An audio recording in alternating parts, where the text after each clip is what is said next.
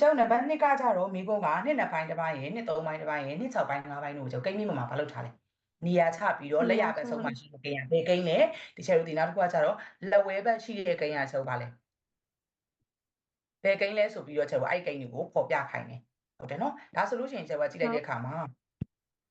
သမီးဒီနှစ်2ပိုင်းတစ်ပိုင်းနဲ့နှစ်3ပိုင်းတစ်ပိုင်းနှစ်6ပိုင်း5ပိုင်းမှာဆိုရင်အကြီးဆုံးပိုင်းကြီးဒီဘယ်လောက်လဲ6ကျွန်တော်အချိန်မှာတွက်ထားတယ်တွက်ခဲ့ပြီးလေအရင်ဦးဆုံးသူတို့တွေကိုကျွန်တော်ဘာလုပ်မလဲပိုင်းကြီးတူအောင်အရင်ဆုံးလုပ်မယ်နှစ်2ပိုင်းတစ်ပိုင်းကိုကျွန်တော်ပိုင်းကြီးတူဖို့အတွက်ပိုင်းကြီး6ဖြစ်ဖို့အတွက်အောက်ကိုဘယ်လောက်နဲ့မျှ3နဲ့မြောက်3နဲ့မြောက်ဒါဆိုလို့ရှိရင်ကျွန်တော်ဘယ်လောက်ဖြစ်သွားလဲအောက်က6အပေါ်က3ဖြစ်သွားပြီဒါဆိုရင်ကျွန်တော်နှစ်2ပိုင်းတစ်ပိုင်းဒီကျွန်တော်ဘယ်လောက်လဲနှစ်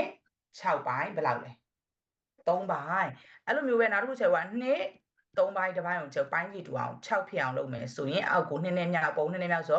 နှစ်6ပိုင်းကပြန်ရှင်းကြည့်လိုက်လေသမီးနှစ်တက်လီနှစ်3လီ6မူလခဏပြန်မရအောင်လားရပါတယ်နော်အဲ့ဒါကြောင့်အဓိကဘာလဲဆိုကျွန်တော်ပိုင်းကြီးတူဖို့အတွက်ကိန်းကြီးပေါ်မှာဆွဲရခါဆိုင်ကျွန်တော်ဘာတူဖို့အတွက်ပိုင်းကြီးတူဖို့အတွက်ဒီချက်အဲ့ဒီကောင်လေးတွေကိုတစ်ချက်ပြင်ပေးရတာပေါ့နော်ဒီချက်ဒါဆိုရင်နှစ်ဘယ်လောက်ဖြစ်သွားလဲနှစ်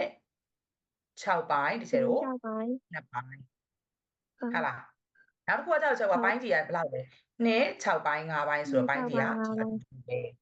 နော်ဒါကြောင့်ကျွန်တော်အဲ့ဒီကောင်ကိုကျွန်တော်မပြင်တော့ဘူးဒါနဲ့ပြင်ရေးမယ်အဲ့တော့ဒီမှာဒီပိုင်းကြီးမှာကျွန်တော်6စိတ်တောင်စိတ်ရမှာဖြစ်တဲ့ကြောင့်ကျွန်တော်ခုနကပြောသလိုပဲပိုင်းကြီးကိုဘာလုပ်လဲနည်းနည်းကြီးလေးကွာဘူး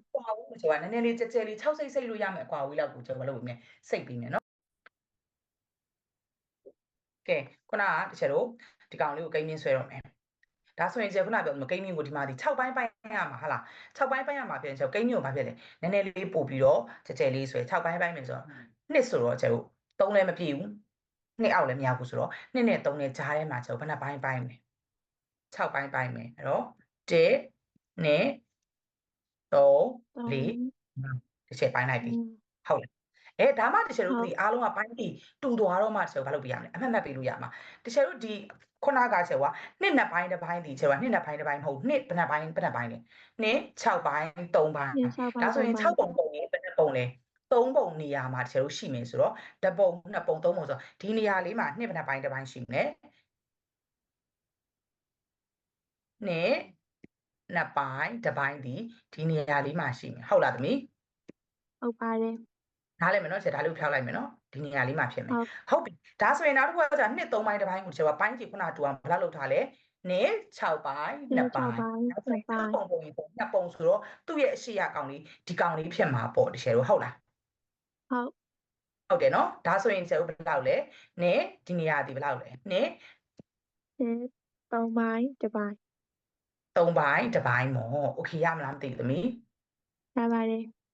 ပိုင်းတစ်ပိုင်းဟုတ်ပြီဒါဆိုရင်ကျွန်တော်နောက်တစ်ခုကပါလဲနှစ်6ပိုင်း5ပိုင်းနှစ်6ပိုင်း5ပိုင်းဆိုတော့ကျွန်တော်ဒီကောင်ကကျတော့ကျွန်တော်သူ့မှာရှိတဲ့အတိုင်းပဲကျွန်တော်အမှတ်ရုံပဲဆိုတော့6ပုံပုံ5ပုံဆိုတော့ကျွန်တော်ဒါ2ပုံဒါ3ပုံဒါ4ပုံဒါ5ပုံဆိုဒီကောင်လေးပေါ့ဒီအနီမြင်လေးမှာရှိမှာပေါ့ဒါဆိုရင်အဲ့ဒီနေရာလေးဒီဘယ်နှပုံလဲနှစ်6ပိုင်း5ပိုင်းနှစ်6ပိုင်း5ပိုင်းမော်ရမလားကျွန်တော်နော်အဲ့လိုအမှတ်မှတ်တဲ့ခါကြလို့ရှိရင်တော့ဒီလိုမျိုးချေအမှတ်မှတ်တဲ့ခါကြရင်တော့သူ့ရဲ့ပေးထားချက်ကဗာလဲချေပေးရင်အတိုင်းနံပါတ်တွေရေးမယ်နော်သမီးလေးရမလားဟုတ်ရမယ်နော်အဲ့တော့ဒီအောက်မှာဗာလဲဆိုလို့ရှိရင်မြားလေးဗာလုပ်ပေးမလဲထိုးပေးမယ်နော်အောက်မှာချေဗာလုပ်မလဲမြားလေးချေကိုဒီလိုမျိုးလေးထိုးပြီးတော့ရေးလို့လည်းရတယ်ဟုတ်ပြီနော်ချေတို့ဒီအောက်လေးမှာဒီအမှတ်ကလေးကိုမြားလေးထိုးမယ်ဒီအမှတ်ကလေးကိုချေတို့ဗာလဲ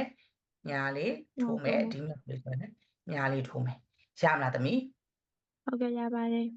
ဒါဆိုရင် तू ကမိထားတာမျိုးကမပြီးသေးဘူးချေတို့ကလက်ရဘက်ရှိကိန်းဟာလားဒါဆိုရင်ကျတို့လက်ရဘက်ရှိကိန်းဒီဘယ်လောက်လဲ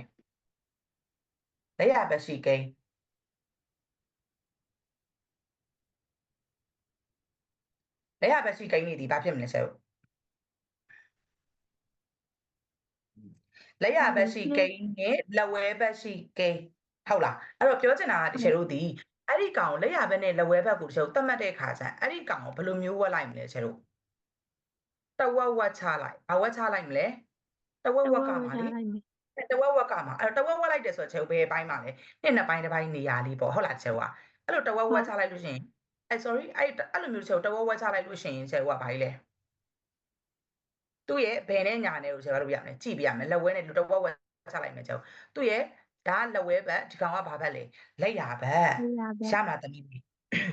ရမယ်နော်ဒါကြောင့်မလို့ချက်ကဘယ်လိုရေးမလဲအောက်မှာလက်ရဘက်ရှိချက်ကိုဘာကြီးလဲ ကိန်းများမှာ လက်ရဘက်ရှိချက်ကိုဘာကြီးလဲကိန်း ကိန်း ညာချင်းချက် မှာ ဘာကိန်းဖြစ်မလဲလက်ရဘက်ဆိုရင်နင်း နင်း6ပိုင်း5ပိုင်း နင်း6ပိုင်း5ပိုင်းဟုတ်တယ်နင်းချက်က6ပိုင်း5ပိုင်းဒါဆိုရင်ချက်ကလက်ဝဲဘက်မှာရှိတဲ့ကိန်းဆိုရင် နှစ်3ပိုင်း1ပိုင်း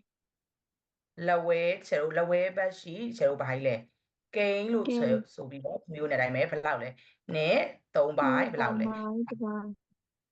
နားလေလားမသိဘူးခုနကကျတော့လက်ရဘက်လက်ဝဲဘက်ချက်ကြီးဘယ်လိုခွဲမလဲချက်ခုနကပြောပြီးချက်ခုနကယူထားတဲ့ကောင်အလဲတက်တိတ်ကိုချက်ကအမှတ်မှတ်ပြီးတော့အဲ့အလဲတက်တိတ်ရဲ့ဘယ်နဲ့ညာနဲ့ကိုချက်ရွေးမှာနားလေမလားမသိသမီးလေး ဟုတ်ကဲ့နားလည်ပါတယ် နားလည်မယ်နော်โอเคဟုတ်ပြီ